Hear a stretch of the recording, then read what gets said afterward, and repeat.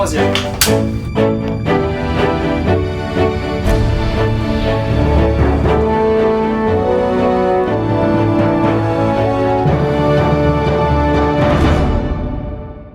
Alors que son film de Star Wars vient de sortir et que Lucas se cache de la folie qu'est la promo de son film, il décide de prendre la poudre d'escampette et de partir en vacances. Tandis que Lucas et Spielberg sont en train de faire un château de sable, comme le raconte la légende, le sujet du nouveau scénario de Lucas arrive sur le tapis. Le nom d'Indiana Jones ne devait pas passer à la trappe à cause d'un nom qui serait potentiellement trop connu et qui serait donc associé au personnage. Une fois toutes ces péripéties terminées, le tournage a enfin pu reprendre et Karen Allen a pu se faire une joie immense de jouer avec tous ces serpents. Et même si l'actrice a fait de gros efforts pour tenir son rôle jusqu'au bout, lorsque la scène devenait trop compliquée pour elle, eh bien ce n'est tout.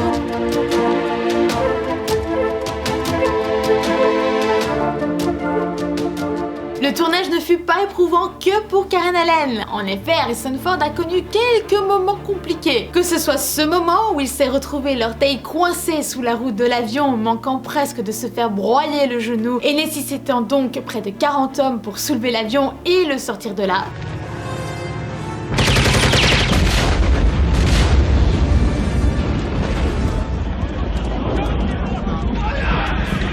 Cet autre moment où sa jambe lui a encore joué des tours. Alors que l'acteur joue l'aventurier tentant d'échapper aux indigènes, il s'agrippe à une liane, nage jusqu'à l'avion et grimpe sur le côté.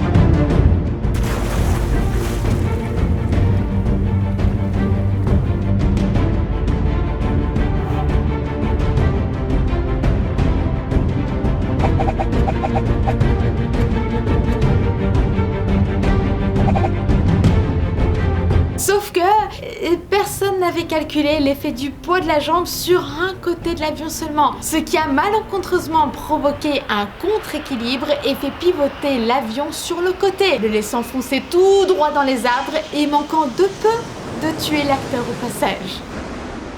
Ou encore ce moment, lorsqu'il tente d'échapper à l'énorme rocher. Un rocher certes en fibre de verre en réalité, mais qui pèse tout de même 140 kg pour 7 mètres de haut. Un rocher auquel l'acteur tente réellement d'échapper puisque c'est lui-même qui joue la scène. Et comme Spielberg trouvait qu'on ne voyait pas assez le rocher à l'écran, il décida d'ajouter 15 mètres de rampe supplémentaire, permettant ainsi à l'acteur d'échapper 10 fois d'affilée au rocher.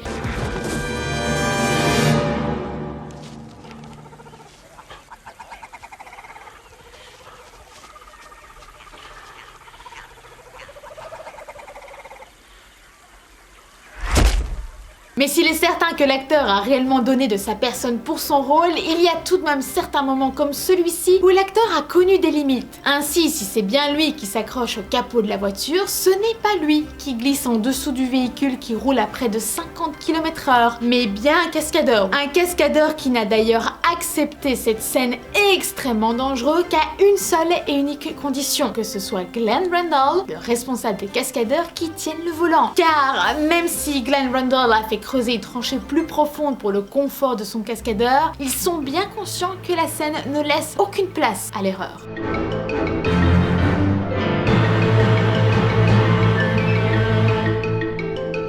Que vous ayez découvert cette scène à la sortie du film en salle ou que vous l'ayez vue en découvrant le film récemment, vous vous êtes peut-être demandé comment ont-ils fait? Effets spéciaux? Non. Enfin, oui. Effets spéciaux de l'époque. Le visage qui fond de Toth est fait grâce à la magie de la chaleur. L'acteur portait en réalité un masque en gélatine placé assez près de multiples sources de chaleur pour laisser fondre le masque. Et si vous vous demandez comment le masque peut-il naturellement fondre aussi rapidement, sachez qu'il s'agit ici tout simplement de la magie du montage. Le processus est filmé simplement et puis hop, accéléré au montage. D'ailleurs, cette scène a bien failli causer la perte du film auprès du public jeune puisqu'il avait été initialement interdit aux moins de 17 ans. En effet, il était estimé que la tête qui explose était bien trop choquante pour les plus jeunes. Afin de sauver son film et de permettre à tous de le voir, Steven Spielberg décida simplement de mettre un écran de feu entre le spectateur et la tête qui explose, permettant ainsi de dissimuler ce plan qui aurait pu choquer.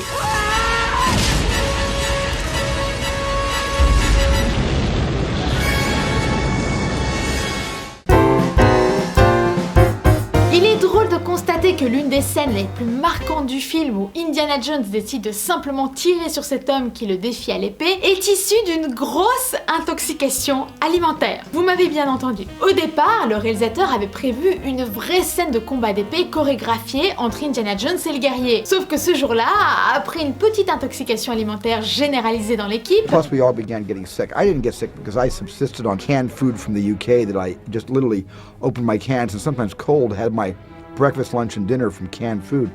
But all the rest of the crew who ate at the restaurants or at the hotels, they all got sick. I have never been so ill on a film set. I think I actually had cholera. I had a temperature of 105 point something. I was dying. There's a scene that was actually cut from the original film where a young soldier is ordered to shoot me. Stephen said to me, John, can you bend down to give him a better eye line?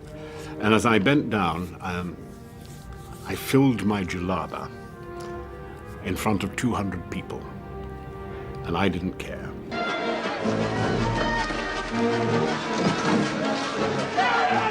Harrison Ford n'était vraiment pas au meilleur de sa forme. L'acteur avait en effet un besoin urgent de courir aux toilettes dès que possible. Impossible alors pour lui de faire une longue séquence de combat d'épée. La décision fut d'autant plus facile à prendre lorsque l'équipe constata que l'acteur jouant le guerrier ne maniait pas l'épée incroyablement bien. Ford proposa alors au réalisateur de ne pas trop se casser la tête et de juste tirer sur le gars quoi. Bah oui, finalement. Steven Spielberg a un humour un poil particulier. Par exemple, lorsqu'il trouvait que son actrice ne criait pas assez en voyant les serpents dans le puits des âmes, il décida de rendre son cri le plus réaliste possible en lui lançant un serpent mort sur la tête. Vous vous souvenez du singe dans le film? Vous savez, celui qui choque le public en faisant son signe nazi? Pour obtenir ce geste de la part du singe, l'équipe a usé de subterfuge en tendant une grappe de raisin juste au-dessus du cadre, en espérant que le singe viendrait tout naturellement tenter d'en prendre un. Bon, il aura quand même fallu près d'une 50aine de prises pour en avoir une de bonne. Mais ça, nous, forcément, on ne le voit pas au montage. Ah, la magie du cinéma. Les plus fervents fans d'Indiana Jones le sauront probablement, mais le nom Indiana donné au personnage n'est pas sorti de nulle part. En effet, George Lucas a trouvé bon de baptiser ce personnage auquel il rêvait depuis un moment du nom de son chien, simplement. Indiana was my dog. Indiana was the prototype from the Wookiee for Chewbacca. He's this big, huge Malamute would sit next to me in the car, giant bear of a dog, and so I named the character after my dog. And ultimately we put that in the movie.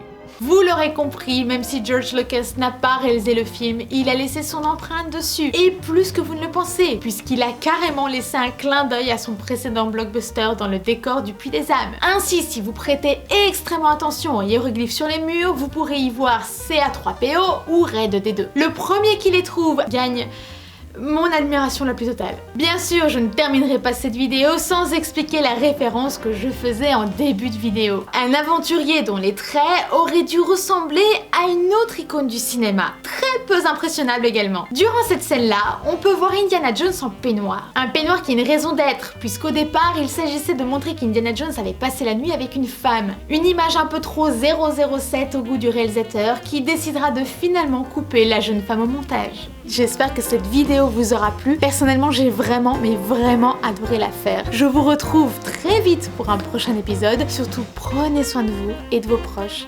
À bientôt. Allez, coupez.